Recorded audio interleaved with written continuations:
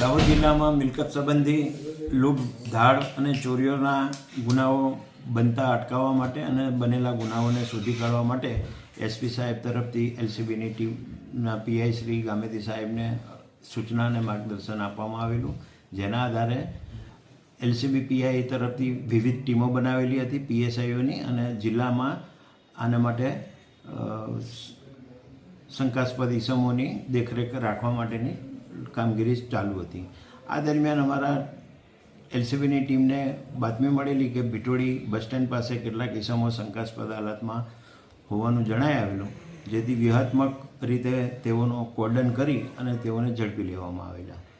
આ 4 ઇસમોને ઝડપી લેવામાં આવેલા. તેઓની યુક્તિ પ્રયુક્તિની ઘનિષ્ઠ પૂછપરછ કરતાં તેઓએ કતવારા અને ગરબાડા પોલીસ સ્ટેશનોમાં નાની દુકાનોમાંથી અને બીજી જગ્યાઓએથી ઘરફોડ ચોરીઓ કરેલા હોવાનું જણાઈ આવેલું છે. પૂછપરછ દરમિયાન તેઓ પાસેથી 9,200 ઉપરાંતનો મુદ્દામાલ પણ કબજે કરવામાં આવેલો છે.